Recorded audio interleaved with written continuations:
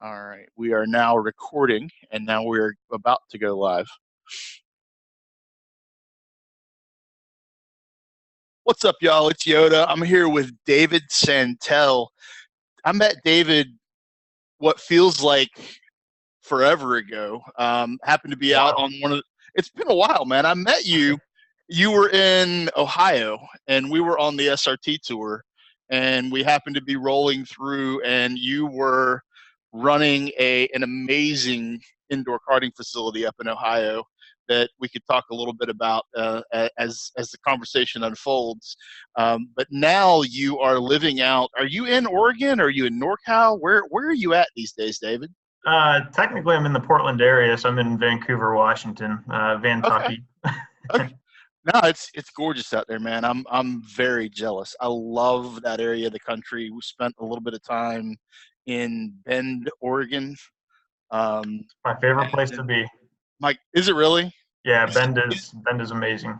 it is absolutely one of the most beautiful things that I've ever seen in my entire life. And we drove from the Seattle area through the Cascades in a group of Porsches that it was a factory program that I was doing with them, and we may or may not have been going well above and beyond what the posted speed limits were. Yeah, I mean we were rolling through the Cascades in a group of Caymans, Cayman R's and Panamera S's, and just all kinds of It's crap. hard not to, even in a SUV. It's so much fun.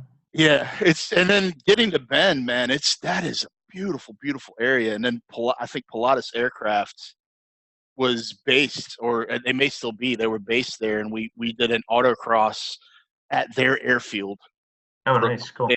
Yeah, it didn't suck. It didn't Yeah. suck at all. But I digress. That is not why I asked you to come on the show, man. I asked you to come on the show, because I haven't talked to you in forever, and you do cool car things. You work for Subaru now. I do. You're doing all kinds of cool stuff with Subaru. We'll get into that in a little bit. But the main reason that I asked you on was to talk about DirtFish Rally. You Yes. and your lovely bride Nicole just spent how many days at the DirtFish Rally School?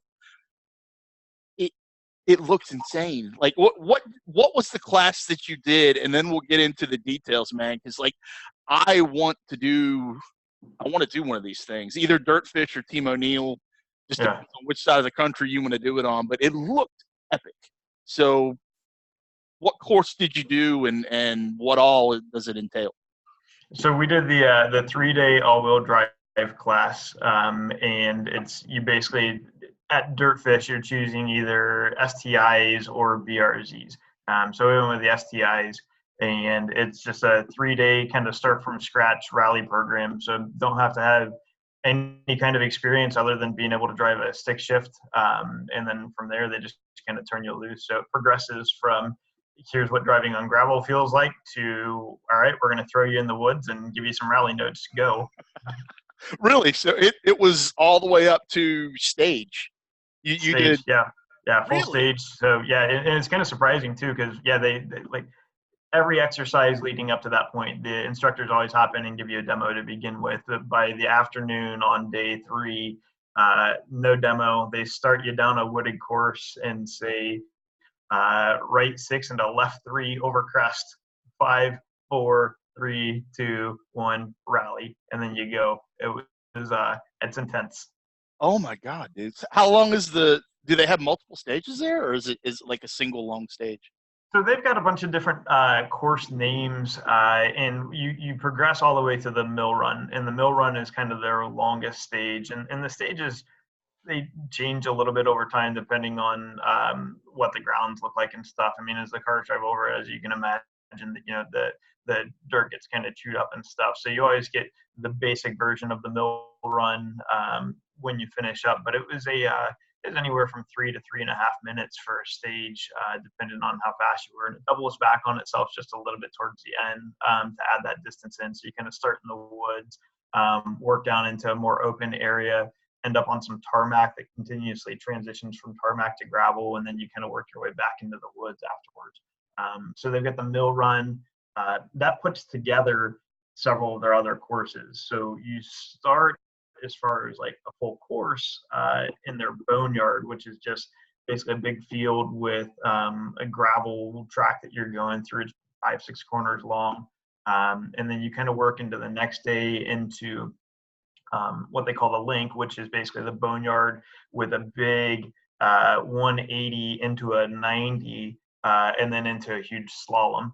And then the grid course is over on the other side of the property, which is a lot of the asphalt to gravel transition. And then the wedge, which was my favorite, is all through the woods. And the wedge has a really sweet turn into it. It's a really fast right 6 into a left 1. So it's just a big pendulum swing or Scandinavian flick that you've got to get Yeah, going perfectly. So, and then all of that kind of comes together for the mill run at the end, which is the end of day 3.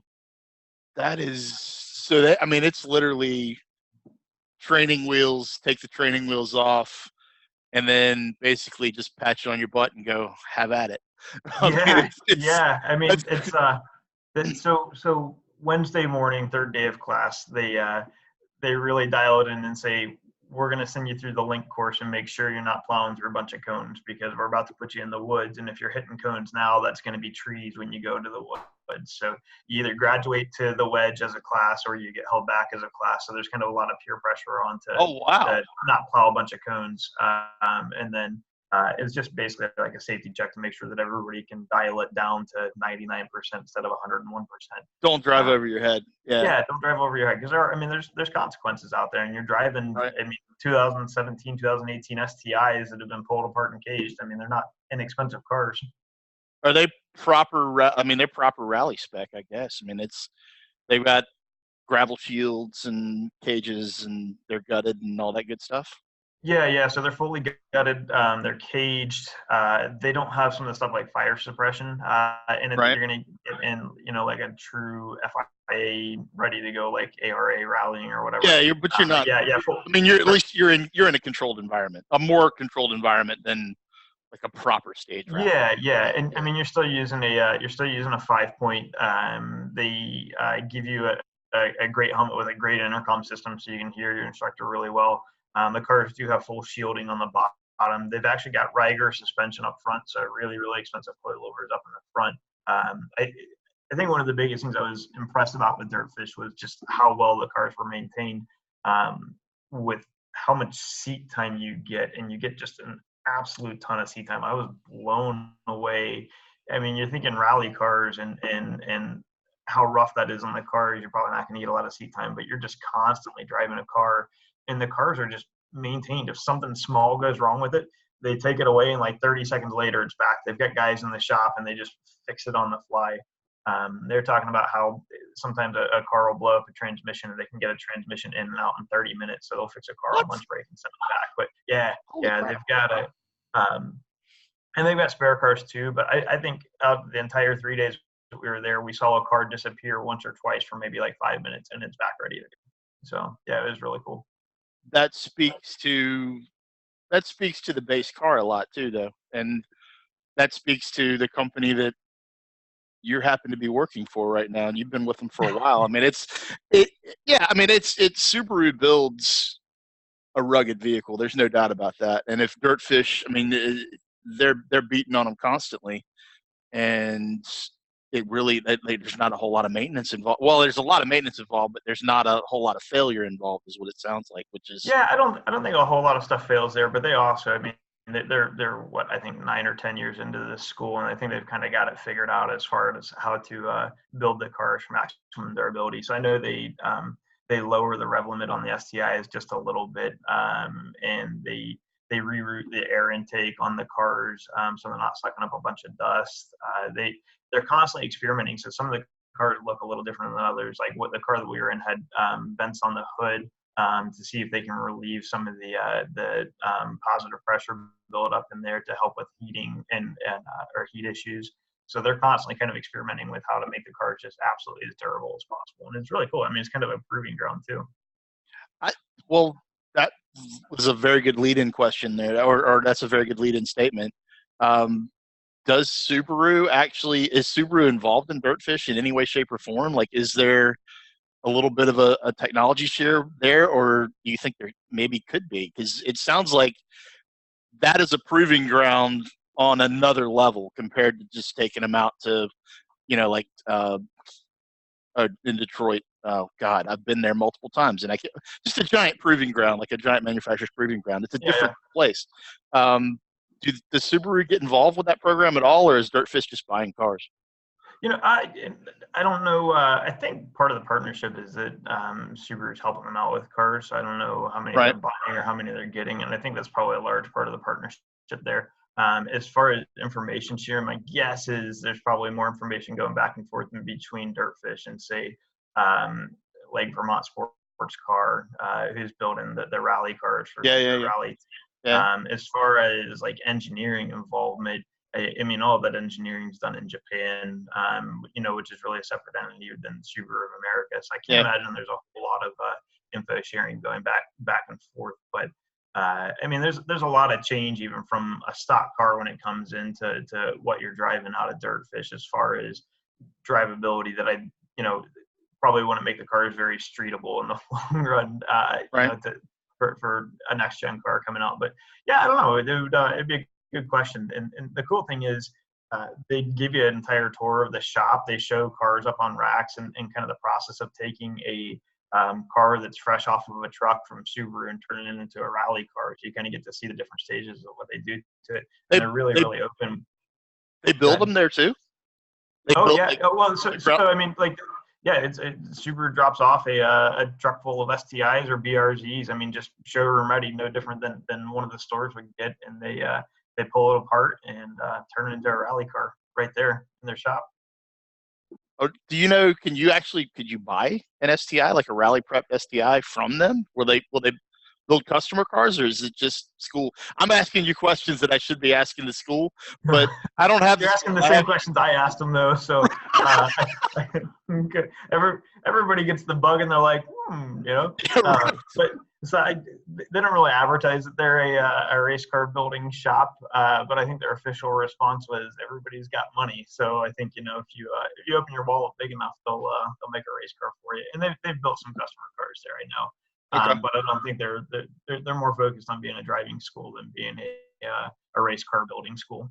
okay, because I know when like the first thing you posted after all of your, oh my God, this is amazing posts is, does anyone Looking have for a rally car. yeah, does anyone have an STI that I can buy like Yep. really, really cheap? Yeah, I've done a little bit of rallycross. I've never done stage rally.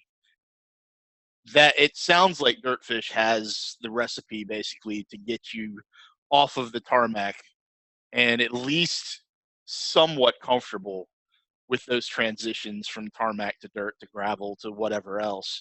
And you've got at least as much autocross background as I do. Um, how did you find the transition from the autocross world, the running on tarmac world, to hopping in that full blown rally car? And is this the first time that you've gone to DirtFish, or have you been there before? That's the first time outside of taking an SUV down a gravel path to go hiking that I've driven in a car Wow. like in anger off road. So Okay. yeah, and I've been autocrossing for this is year 12 I think for me now. And And you are unslow on tarmac. I'm just going to throw that out I appreciate it. I'm no alien, but I've held my own occasionally.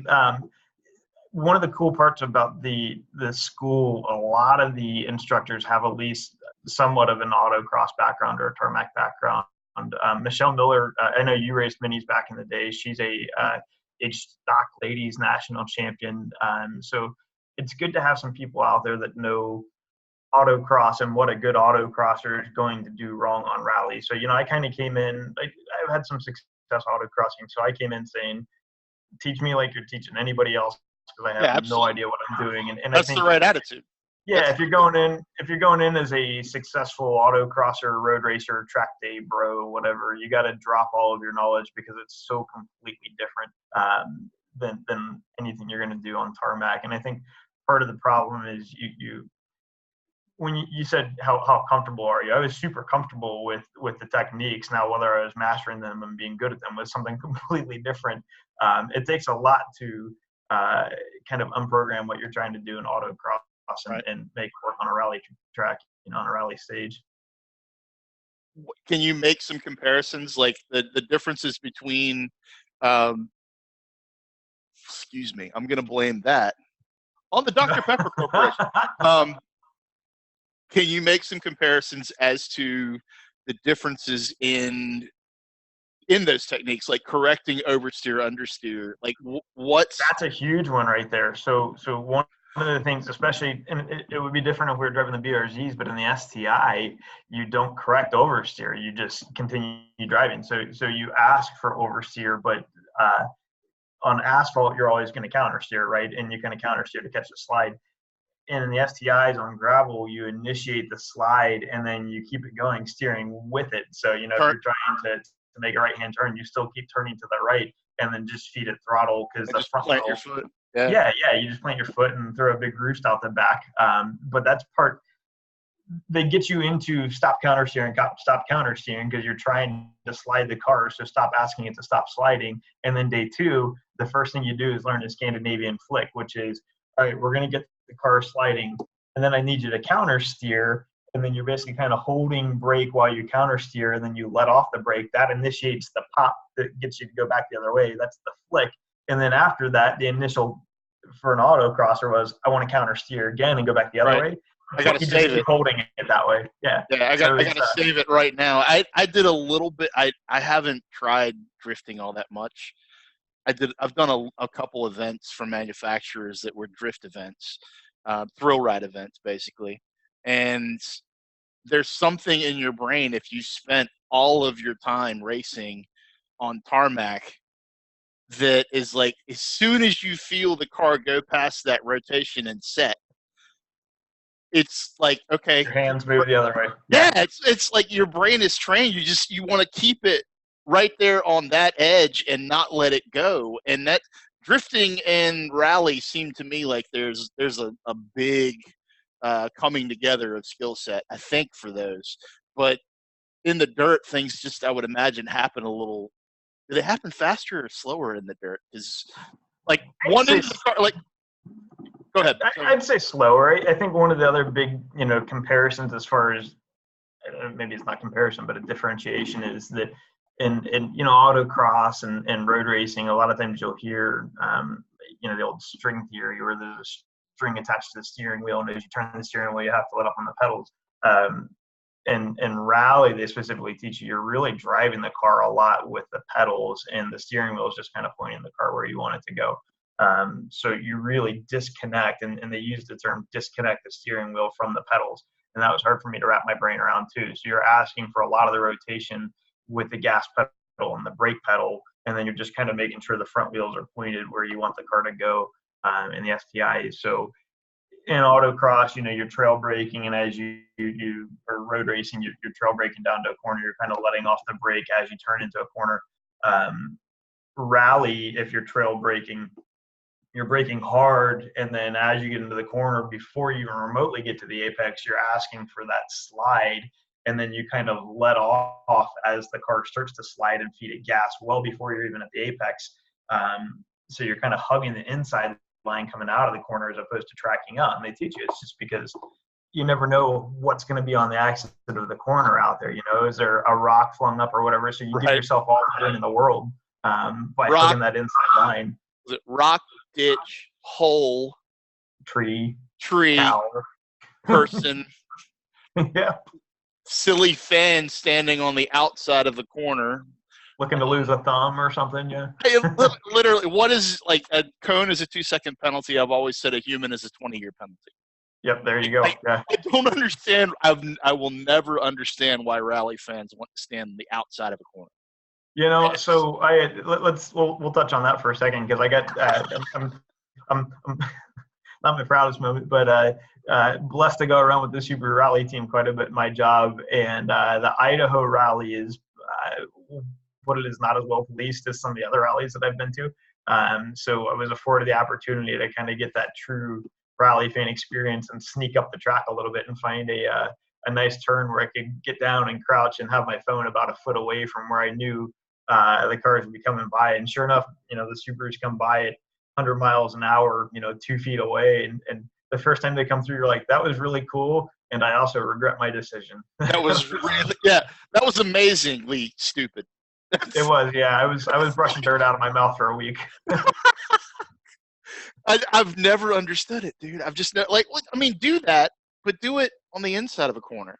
Yeah, I was on the inside of the corner. I would never There you go. have the guts to do the outside because you just never know what's going to come It's up. mind blowing. It's like, okay, dude, this is 3,000-pound vehicle going 100 mile an hour, and you're in its direction of travel. Yep. If anything happens incorrectly, you're an ex-human being at that point, and that's just a bad thing, man. It's so cool though, man. So you get to travel around with the Subaru Rally team.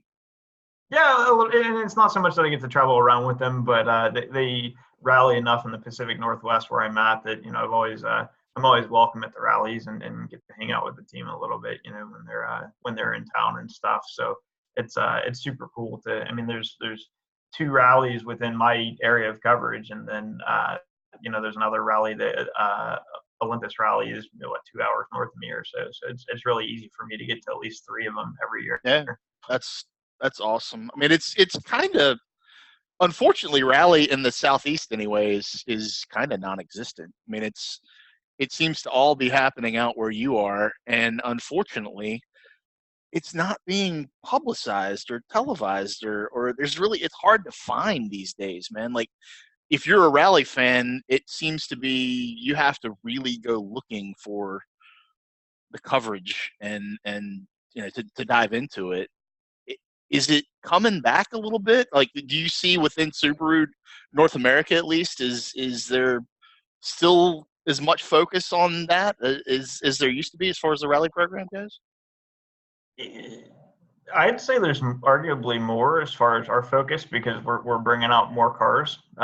So we still have 2 cars on the stage rally program, but we've been campaigning 3 cars this year for Rally Cross for the American Rally Cross series. So I would say we're kind of doubling down on the effort and trying to bring more awareness to it. I know Launch Control is Subaru's kind of recap video series that they do. It's really well done, and it's actually on Amazon Prime now too.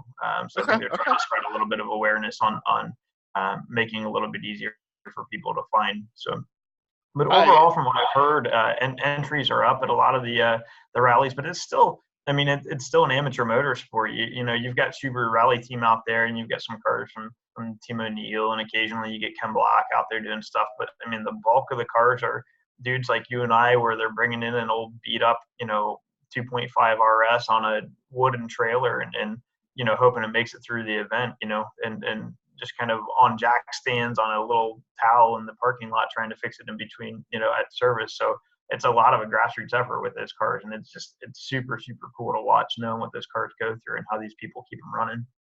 I'm amazed at how many 2.5 RSs are still being beat to death in the dirt, and they just take it. Yeah. So we in our search for an STI, we were like, maybe we should take it down a notch and look for a 2.5 RS because that would be at least a little bit easier to find. And then we ran across a 99 STI version 6 that was imported in New Hampshire, and we almost pulled the trigger on doing that. And then we're like, we can't rally cross that. Everybody's going to cry if we beat this thing up. So we kind of backed off that idea a little bit. So here's another question that we need to get into before we get to the end of this conversation. You are exceedingly blessed, as I am exceedingly blessed, to have a spouse that actually loves motorsport.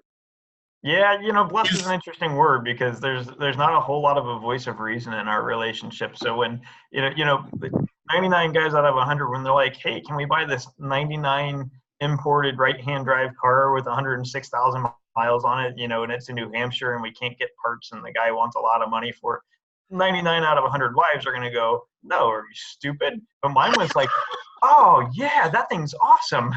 So yeah, it's like somebody in our relationship needs to say no occasionally, and neither of us ever wants to do that. Well, I'm in the same boat, dude. I was like, "Honey, I'm going to start a simulation hardware company." And instead of saying, "Go get a real job," she was like, "Yeah, it's a great idea." I completely understand Yep. the enabling mentality. And I'm happy for it, and I'm happy for you that you found that, because it's rare, man. It's rare, and she seems to get into it as every bit as much as you do, which is a cool thing, man. The videos that you posted from DirtFish, she's on it, man. Like, Yeah, she's talented, that's for sure. She goes out and she has fun doing it, which is even better, you know. We've got one more video hopefully coming from DirtFish as soon as they get it edited, that's coming over, that I think will blow everybody away. But we did a little bit of a I'll call it a trash the dress session out at DirtFish, where she was in her wedding dress, and we may have gotten a little bit dirty. So I'll be posting that one here soon, hopefully. you have to share that with us, man. You have to share that with us. Yeah. It's yeah, because I mean, literally, that dress is never going to be used again. You might as well have some, you know, have a little bit of fun with it. That's no problem. Yeah, yeah, absolutely. She already cleaned it up though, and the thing's bright as white as ever, and it was pretty much brown after we got done with her. So I'm kind of amazed at how well she got it cleaned it up. That's impressive. That's Yeah, impressive. So you haven't found a rally car yet, have not but yet. No. you're looking. So if Yeah. anyone has a Subaru, any that will make a good rally car, comment in the post here on the 0 to 60 Facebook page, and let David know where he can. This just turned into an expensive conversation. Yeah, absolutely. You know, thanks for coming on, David. Yeah, Um, absolutely. no, it's you already have, though. You have a WRX and a BRZ. Yeah, yeah. So we've got an 18 WRX. That's the wife's car. I'm not allowed to drive it because she loves it more than she loves me. So yeah, we met with me teaching her how to autocross at an autocross school. I'm still not allowed to drive her car, but it's a super good looking car. And then we've got our 13 BRZ as our autocross car that, you know, we go out and beat up on. So, You're not allowed to drive the WRX. That's no, and I'm not being facetious about that either. I mean, it's the rule. I'm not allowed to. I'm allowed to work. I have to work on it when something Does it goes. hurt? You know, Does it hurt like right here a little bit? oh, it hurts a lot. Yeah. Does it like? It is a pretty car. It's you still have the orange car? Yeah, that's the WRX, is the orange car. Okay, So, yeah, so yeah. she had a 13 WRX with one of the orange ones, and then she got hit by a box truck on a highway in Denver and totaled the car. So thank God she was okay. But we couldn't find it. I mean, you know how WRXs are. It was kind of hard to find an unmolested 13 WRX, one of the special edition ones. She loves orange. So my thought process was, let's just buy the new model, since we get, you know, employee pricing on it, and we'll Right. just wrap it bright orange and make it look like the old one. So we basically put same style wheels, lowered it, put the nice, like, cool black WRX logo down the side like the 13 special editions had. So we kind Yeah. of recreated that car with a new one. So, Cool. And yeah, does she autocross that, or is that just her daily? just her daily. Yeah, that Just thing's her never daily. seen autocross. I think she's afraid to put a cone scuff that won't come out of the vinyl. No, she got over that. She likes driving too much to be like that. Well, that's what the BRZ's for, I guess. The BRZ's definitely our That beater for thing everything we go out and. that WRX there is a DS class monster, isn't it? It's you went It was. They moved like the STIs and the Focus RS and the Type R into D Street this year. So it's oh I don't think really? I don't think it's as competitive as it used to be. Okay. Are So you getting out? Are you guys getting out to any national events or anything, or do you? we did Packwood this year. I'm hoping next year things have settled down. You know, we got married this year, and that you put a kibosh on trying to go to California for anything. And then nationals obviously going on right now, and we're not out there. My partner in crime here, that my co-part on the sales side of my district, is on vacation this week. So unfortunately, I couldn't take vacation at the same time as him. So we'll hopefully make it to nationals next year, maybe spring nationals. I need to get back. It's been way too long since I've been out there. 1,300 plus cars over the course of a week is It's it's a insane. It's it's, insane what it's become. Yeah, it's so it's a popular. heck of a place to be. It is a heck of a place to be. David, I got to thank you for just taking the time, man. I know it's taken us a little while to make this happen, but I just wanted you're fresh out of DirtFish. It intrigues me. I know it intrigues a lot of folks that follow along at 0 to 60, and I just wanted a fresh take on what it was like to go through that school, and it sounds every bit as epic as I thought it would be. You know, for anybody that's driving on asphalt and they love it, it's got to be a bucket list item for you to go do. It's that much fun, and the people there really. I mean, much like most of motorsports, it's really the people there that make the experience. I mean, they're so good from the time you check in to the time that you're heading home. Everybody from the front desk to the instructors to the people that are in the shop working on the cars, they're absolutely amazing. They'll take care of you, and they're there to make sure you have a fun time. So it's such a different experience while being still motorsports that it's totally worth going and doing. We're going to wrap this up, but before we wrap it up, what's the cost involved of a 3-day? And they have multiple programs, but Yeah, the all-wheel drive school, I'd have to look at what pricing is. Like, I think it's around $4,000 for a 3-day school on the all-wheel drive program, and I think it's the same on the BRC program. But I know they do discounts occasionally, so you can always check their website and look to see if there's any openings, like last-minute openings in the class, and they'll sell them a little bit less expensive. And then I think they usually run a pretty smoking good deal on Black Friday too. They sell a lot of schools, so if you're out there listening and you want to give it a go and try and keep it within budget, Black Friday is a good option too. Yeah, and it's not just 3-day programs. They have other. They've got half day, they've got single day, 2-day. They've got a lot of different and stuff. And then once you get through the 3-day program, you can go back and do the 3-day advanced, which we definitely plan on doing hopefully soon. And then you can even grow from there. So the more you're in their cars, the more options they'll give you what you can go back out and do as far as like private coaching and stuff. That's awesome. That's awesome. David, thank you so much for taking the time to hop on with us at 0 to 60. It's been way too long since you and I have spoken. Hopefully in the next year or so, we will get to at least be at the same autocross. I don't know whether we'll be in the same class, but looking forward to catching up in person, man. Thank you so much for taking the time and tell Nicole that I so appreciate the enabling that she is doing, and hope y'all find a rally car soon, man. Yeah, I'll let her know. I appreciate it. Thanks for having me on.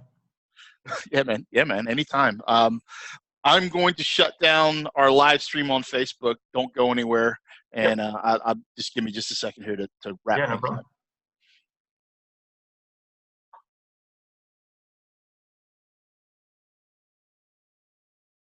All right. Wrapped up on Facebook, and